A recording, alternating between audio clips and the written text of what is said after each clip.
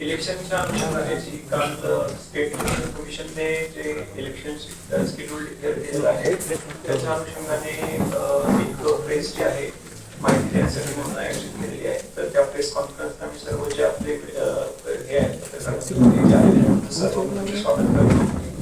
आणि एक टेंटेटिव्ह काल तर आपण जी जनरल इलेक्शन कमिशनची प्रेस आहे ती बघितलेलीच असणार आहे.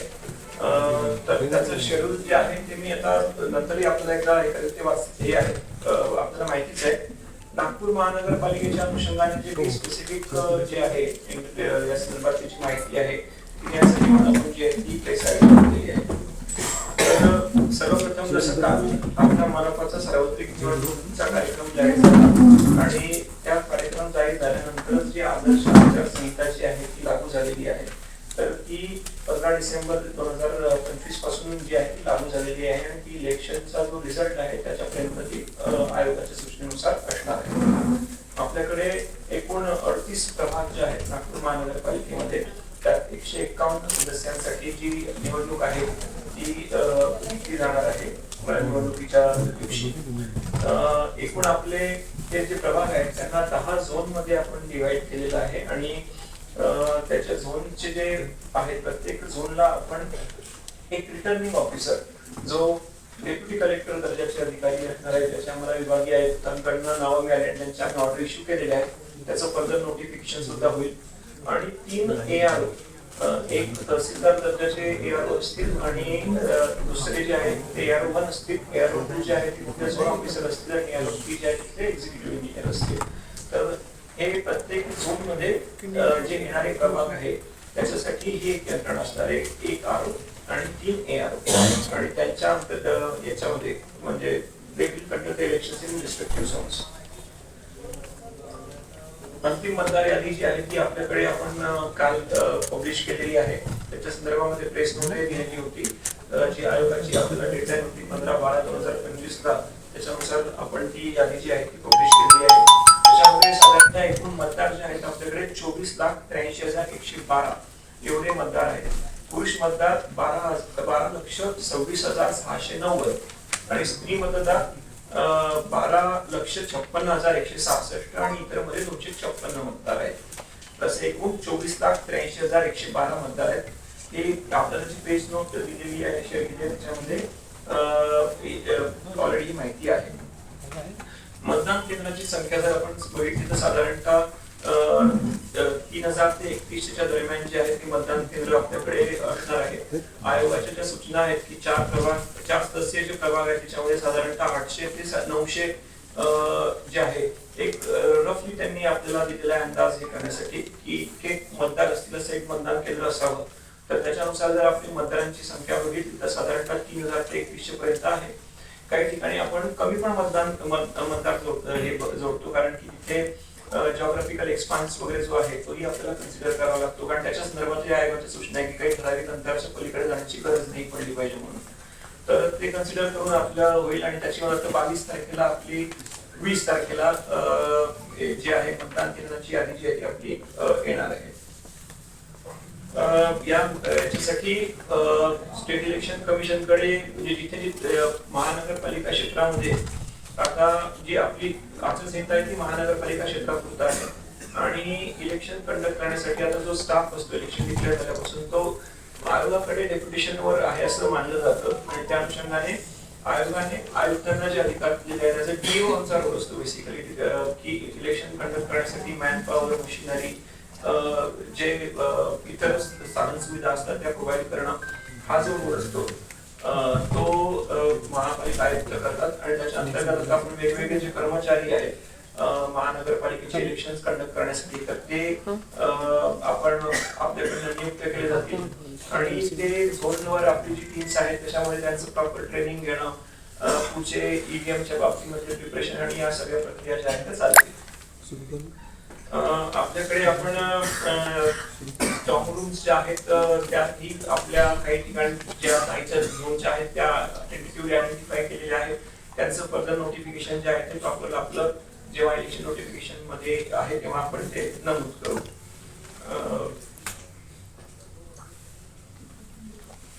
उमेदवारांच्या खर्चाची मर्यादा जी आहे ती 15 लक्ष जी आहे ती झालेली आहे. मागच्या इलेक्शनच्या तुलनेमध्ये याच्यामध्ये फरक झालेला आहे. उमेदवारांचा खर्च तपासण्यासाठी सेंट्रली आम्ही टीम ठेवणार आहोत, परंतु मेन जी इलेक्शन एक्सपेंडिचर मॉनिटरिंग आहे ती झोन स्तरावर आहे. आचारसंहितेच्या पालनासंदर्भातही आपल्याकडे जे काही फ्लाइंग स्क्वॉड, SST म्हणजे stationary service team, VST, VPT आणि एक आपण तक्रार निवारण कक्ष स्थापन करतो. तर सद्यस्थितीमध्ये आपण महापालिकाच्या स्तरावरनं काही FST आणि SST जे आहेत ते सुरू केलेले आहेत. जसे जसं आपलं आता प्रोसीड होईल आणि आरोग्य जॉईन करतील तसे झोन स्तरावरती अतिरिक्त गरजेनुसार ऍडिशनल SST, FST जे आहेत आणि इतर टीम ज्या नियुक्त करण्याचं काम आहे ते चालू आहे.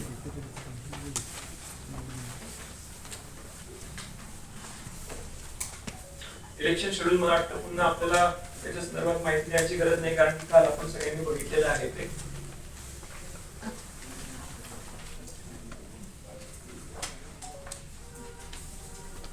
आपले रिझर्वेशनच्या संदर्भातलेही जे हे आहेत आपले रिझर्वेशन काढल्यानंतर जी आपण पब्लिश केलं होतं ते ऑलरेडी सगळ्यांना याची कल्पना आहे. पुन्हा त्याची काही गरज सांगायची आवश्यकता आहे आपल्याला. प्रत्येक प्रभाग आपण ज्याच्यामध्ये जे सदस्य आहेत त्याचं रिझर्वेशनचं एक प्रॉपर हे केलेलं आहे, परिशिष्ट 10 मध्ये माहिती दिलेली आहे. ती कॉपी पण मला आपल्याला शेअर केलेली आहे बहुतेक.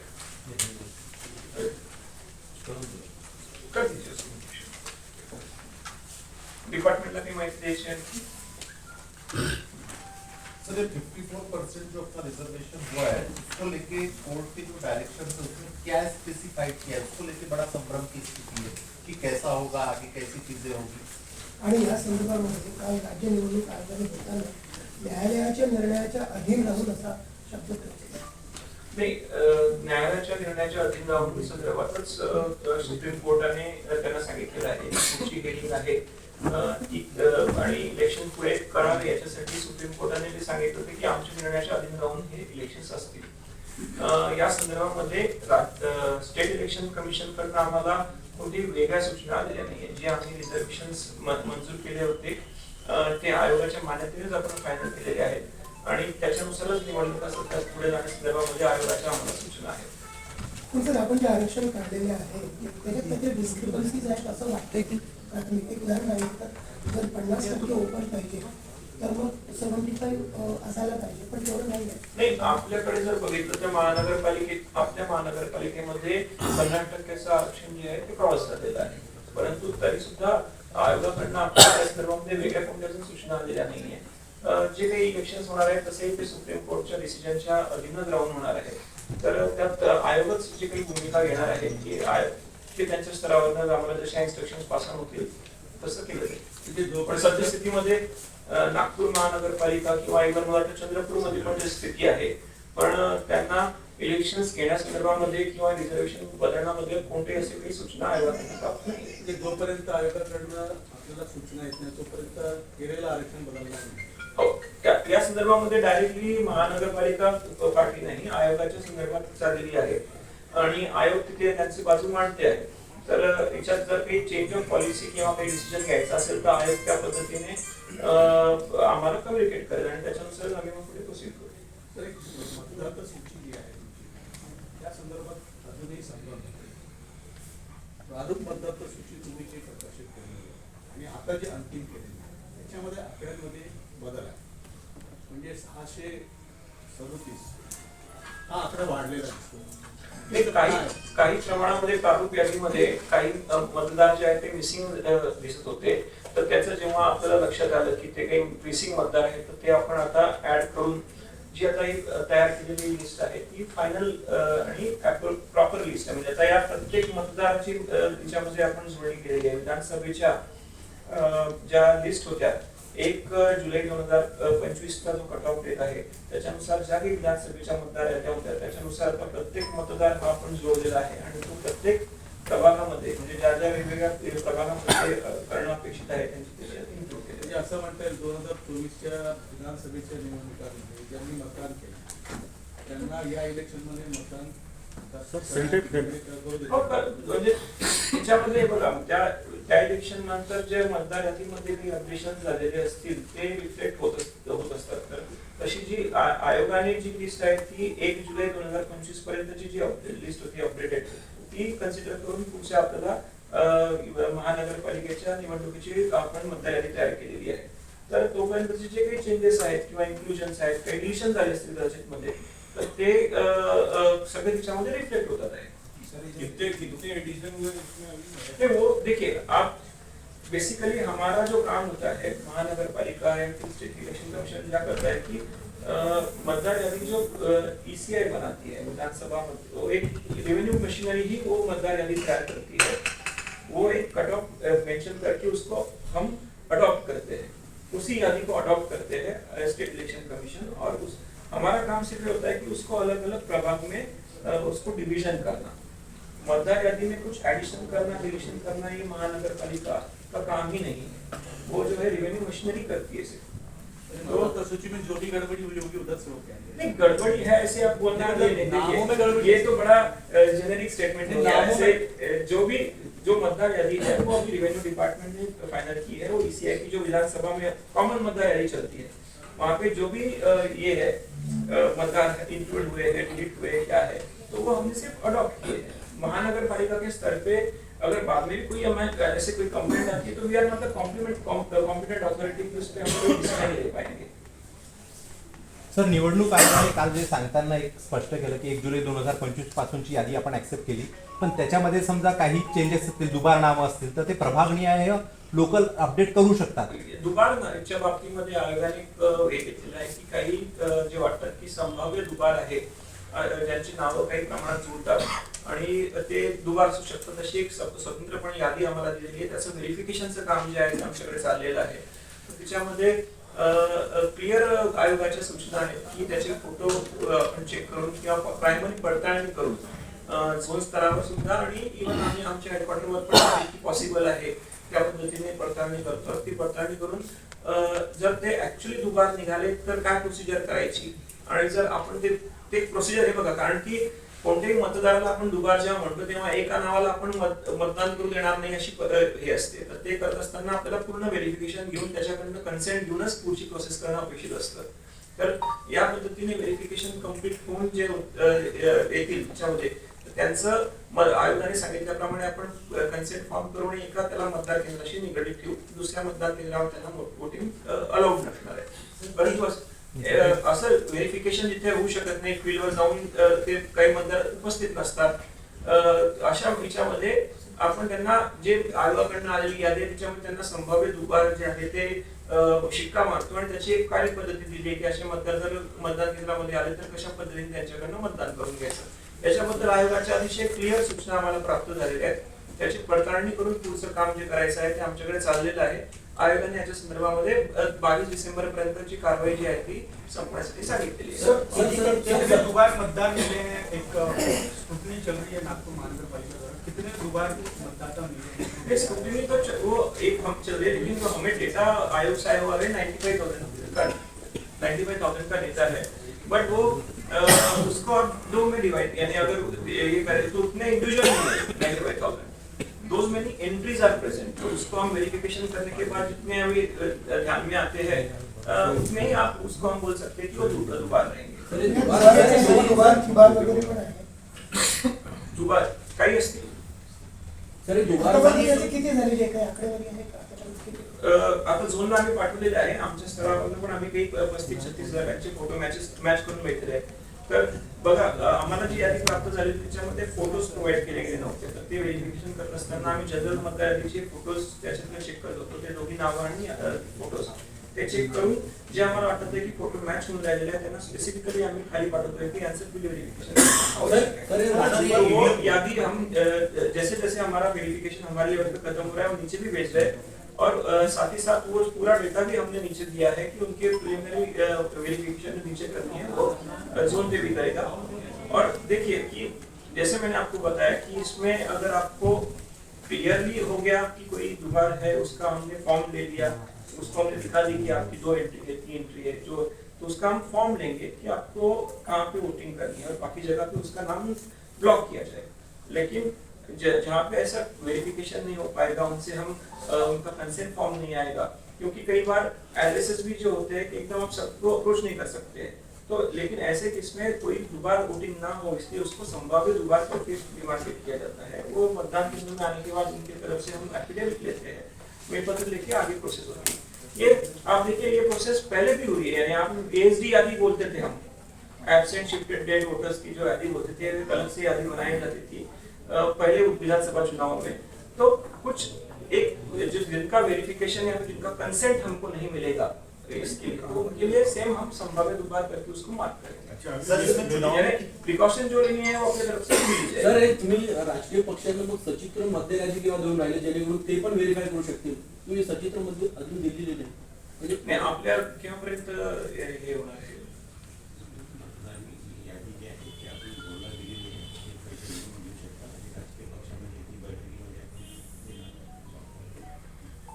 केव्हा देणार आहे सर? हे सचित्र यादी राजकीय पक्षांना तुम्ही केव्हा देणार आहे? नाही, त्याच्या काय आयोगाच्या सूचना असतील त्याच्यानुसार आम्ही करू, त्याला काही प्रॉब्लेम नाही आहे। कारण त्यांना पण व्हेरीफाय करता येईल ना, तुम्ही तुमच्या बातमीवर करताय त्यांना पण व्हेरीफाय करायला बरं होईल ना, मग ते ऑब्जेक्शन केव्हा घेतील? नाही, पॉलिटिकल पार्टीच्या ज्या बैठकीमध्ये किंवा त्यांना जे मतदार आहेत त्या संदर्भामध्ये जी काही आपली सूचना असतील ना आयोगाच्या त्याच्यानुसार आपण ते करू। सर ते व्हेरीफाय झाल्यानंतर ही जी फायनल यादी आता पब्लिश झाली आहे त्याच्यात पण काही अपडेट दिसतील ना नंतर व्हेरीफाय झाल्यानंतर? नाही, ही आता जी यादी आहे तीच यादी होणार आहे, तीच मार्क होणार आहे। आणि मी जसं तुम्हाला सांगितलं की व्हेरीफाय झाल्यानंतर काही ठिकाणी जर आपल्याला त्यांचं कन्सेंट मिळालं की काय आहे काही नाही, तर मग आपण बाकीच्या ठिकाणी त्याचं ब्लॉक करू आणि जिथे नाही मिळालं ते फक्त शिक्के मारू की संभाव्य दुबार नोंद आहे। या आयोगाच्या गाईडलाईन्स आलेल्या आहेत बेसिकली, याच्यानुसार शिक्के मारू आणि त्यांच्याकडनं मग हमी पत्र घेऊनच त्यांचं वोटिंग घालवतो। सर इस चुनाव में कितनी ईवीएम लगेगी, कितने सेंट्रल यूनिट्स, कितने बैलेट यूनिट और कितनी जगह आपका कंट्रोल सिस्टम रहेगा और इसकी चेकिंग या इसका जो वेरिफिकेशन है वो आपके यहाँ से हो चुका है क्या इलेक्ट्रिकल डिपार्टमेंट? नहीं, अभी तो ईवीएम हमें प्राप्त नहीं हुए हैं। जो ईवीएम एक बार प्राप्त करने के बाद उसका एक्यूरेसी वगैरह जो है सब हमारा तरफ से किया जाए, तो उसके लिए वर्चुअल भवन का जो हमने ये हॉल है वो फाइनलाइज भी किया है। मेमोरी चिप्स हमारे पास उपलब्ध हो गई है। ईवीएम जो है हमारे मतदान केंद्र एक बार फाइनलाइज होने के बाद ही एग्जैक्ट हम आपको बता पाएंगे, बट टेंटेटिवली जो कंट्रोल यूनिट है वो अपने जितने मतदान केंद्र होते हैं प्लस हम एडिशनल 10% जो है रिजर्व के लिए मांगते हैं।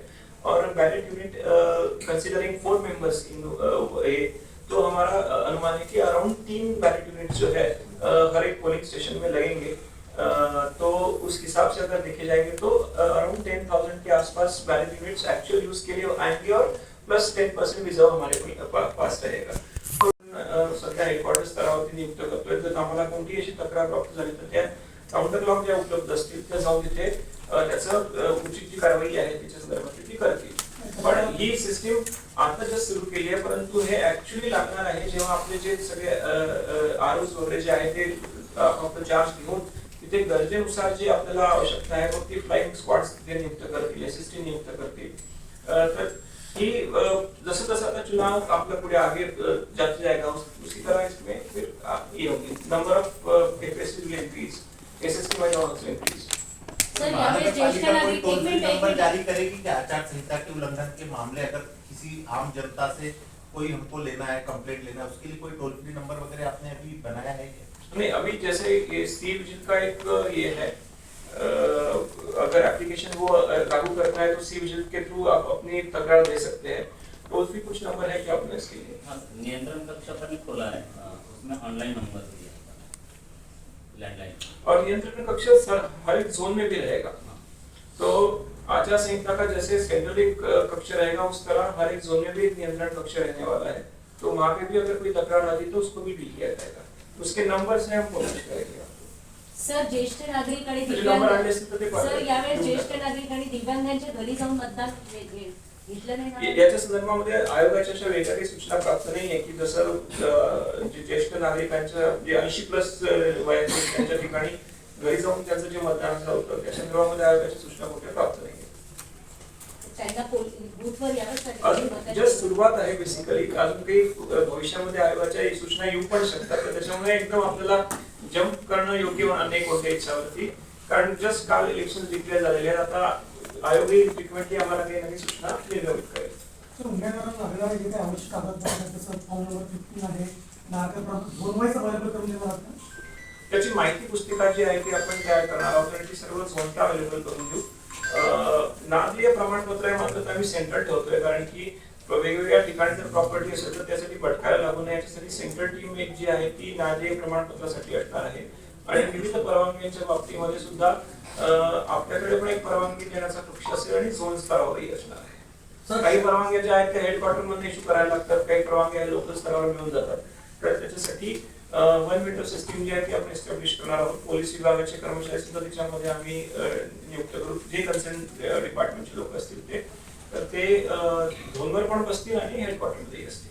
सर, शहरामध्ये जे आता आचारसंहिता लागू झालेली आहे आणि शहरामध्ये जे होर्डिंग्स लागलेले आहेत ते म्हणजे जे शुभेच्छुक जे म्हणजे नेत्यांची जे शुभेच्छुक असतात ते होर्डिंग लागले ते काढण्याचं काम सुरू आहे का? नाही, आचारसंहितेचा भंग करणारे जे आहेत तसे सगळे होर्डिंग आणि बॅनर्स आपण काढण्याचं रवी काम भवन चालू तुमच्या सुरू आहे. अंतर्गत येत नाही का? हा? रवी भवन मध्ये जे होर्डिंग लागलेले आहेत ते कुणाच्या अंतर्गत येतात? म्हणजे तो पीडब्ल्यूडीचा प्रिमायसिस आहे. हो. Actually त्याच्यामध्ये जर लागलेले असतील तर ते त्यांना हे बघा, आपल्याला याच्यामध्ये 24 तासात केलेली कारवाई, 48 तासात केलेली कारवाई अशी शहर मध्ये आपल्याला we have to do it within 48 hours to 72 hours. याच्यामध्ये आपल्याला पूर्ण कारवाई खतम करायची असते. काल संध्याकाळपासून आपल्या टीमने होर्डिंग काढणं आणि म्हणजे बॅनर्स आणि फ्लेक्स काढणं जे आहे ते सुरू केलेलं आहे. काही प्रिमायसिस मध्ये जे आहे ते त्यांच्या एजन्सीकडनं काढून घेऊ, नाहीतर आम्ही आमच्याकडनं काढून घेऊ. तर प्रोग्रेसिव्हली जोपर्यंत आपल्याला याचं पूर्ण शहर कव्हर करायला काही प्रमाणात टाइम लागतो तर तो आपण हे करून घेऊ. सर, अनेक चौकामध्ये मागण्या चौकात अनेक चौकामध्ये पक्षाचे बोर्ड लागलेले आहेत. तर यात कालपासून बोर्ड लागलेले आहेत परवापासून. तर यांच्यावर काही कारवाई होणार आहे का? त्याला बोर्ड निघणार आहे? नाही, बोर्ड असं तुम्हाला सांगितलं की आचारसंहितेचे जे भंग होणारे आहेत ते आपल्याला आपण काढून घेऊ. कारण काही प्रमाणामध्ये बोर्ड काढले कोणते बोलायचे पक्षाचे बोर्ड आपल्या तर काढले. जाहिरात करणारे असं म्हणतात ते जाहिरात करणारे म्हणजे मतदारांना प्रभावित करणारे वगैरे असं म्हणतात. नाही, याच्यामध्ये हे बोर्ड नाही. ते शाखा ओपन केलेलं बोर्ड तुम्ही जे बोर्ड त्याला स्थापने लोखंडी बोर्ड म्हणणार जे कोणते आपण कामांचे जे बोर्ड असतो त्याला आपण सांगतो कव्हर करून घेतो. ते ब्लँक लावून देते. महानगरपालिकेचे त्याच्या संदर्भामध्ये ऑलरेडी आपण एक ऑर्डर इश्यू केलेली आहे आणि त्या पद्धतीने ते सगळे जे आहे ते कव्हर केले जाते. सर, जात वैधता प्रमाणपत्राचं काही कंटाळलेलं ते वेगळं अटेंड करून गडबडी आढळली यासाठी काय होतं? नाही, तिच्यात आयोगाच्या सूचना अशा आहे की 6 महिने त्या कॅन्डिडेटला प्रोव्हाइड केलेले आहेत. त्याच्यावर उमेदवारांचे त्याची पावती जी आहे त्याला अटॅच करायची आहे याच्यामध्ये ऍप्लिकेशन मध्ये नॉमिनेशन मध्ये. तर 6 महिन्याच्या आत त्यांनी तो आमच्याकडे जमा करणं अपेक्षित आहे आणि जर नाही करू शकले तर मग कारवाई करण्यासंदर्भामध्ये आयोगाच्या सूचना आलेल्या आहेत. सर, राजकीय पक्षांकडून नेहमी असं होतं, लोकसभेमध्ये पण झालं, विधानसभेमध्ये पण झालं, वोटर स्लिप देताना ते त्यांची जाहिराती करतात, कुठे त्या पक्षाचं चिन्ह पण टाकतात, त्यानंतर आपण जप्त करतो. तर महापालिके निवडणुकीच्या संदर्भात की आपण त्यांना सूचना दिल्या आहे का त्यांच्या मिटिंग? नाही, वोटर स्लिप तर हे बघा, महानगरपालिका आपले स्वतःच्या वोटर स्लिप जे आहे त्याच्या वाटण्या संदर्भामध्ये आयोगाने दिलेलं आहे की जसं आपण इतर इलेक्शन्स मध्ये करतो त्या पद्धतीने ते वोटर स्लिप द्याव्या अशा आयोगाच्या सूचनांमध्ये आलेलं आहे. ते तर आपल्या नियमानुसार असतात.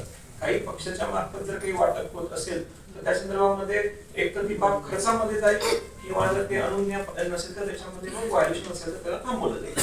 कारण काही गोष्टींमध्ये ते प्रचार त्यांचा करू शकतात, परंतु त्याची जी काही खर्चाची बाब आहे ती त्या उमेदवाराच्या खर्चामध्ये जोडावी लागते आपल्याला. सर, यामध्ये सर काही पासून अंतरावर स्लिप देतात, बूथ पासून अगदी अंतरावर देतात. बरेच बूथ मध्ये पण आपण बरेचदा भेटणार आहोत. कारण मतदानाच्या पर्यंतची जी कारवाई आहे ते तर आपल्याला ते आपल्याला जे 100 मीटर 200 मीटरचे जे डिस्टन्सेस सांगितलेले आहे त्याचं नक्की पालन होईल. त्या पद्धतीने विधानसभेमध्ये जात होतात. पण मला असं वाटतं अजून त्याला भरपूर अवकाश आहे, त्याच्यात अगोदरही आपण बरेचदा भेटू मला असं वाटतं. सोशल मीडियावरती जो प्रचार केला जातो म्हणजे अगदी छोट्या पद्धतीनं ओपनली होत असला तरी पण त्याच्यावर लक्ष द्यायला त्याच्यासाठी आपल्याला एक जी प्रमाणन समिती जी आहे म्हणजे एमसी सारखी जी समिती आहे ती आपल्याकडे आपण गठीत करतोय. या संदर्भामध्ये आम्हाला काही पेड न्यूजच्या किंवा इतरच्या तक्रारी आल्या किंवा प्रक्षोभक गोष्टींच्या मार्फत चाललेल्या आहे तर त्याच्या संदर्भात ज्या काही तक्रारी त्याच्याकडे आपण पाठवून तपासून घेऊ आणि स्पेसिफिक जेव्हा आपल्याला खर्चाच्या म्हणजे अशा काही ऍडव्हर्टाइजमेंट आढळल्या तर ती बाब खर्चामध्ये पकडण्यासाठी आपण सर, अलाउड मजकूर असेल आणि काही त्याच्यामध्ये इश्यू नाहीये, पण तो करतो आहे तर त्याच्याबद्दल काय खर्च झालेला आहे त्याच्यात त्यांना डिक्लेअर करणं अपेक्षित असतं. सर एक तर तुमचं अभिनंदन, कारण गडकरी साहेब तुम्हाला सहृदय अधिकारी म्हणाले आणि सगळं निवडणुकीचं जे ऑफर दिलंय तर तुमचं काय मत अरे नाही, आहे? तो विषय वेगळा होता. सर, ते कौतुकाची टीका आहे काय ते मला वाटतं गडकरी साहेबांना विचारलं पाहिजे आपण. Thank you sir.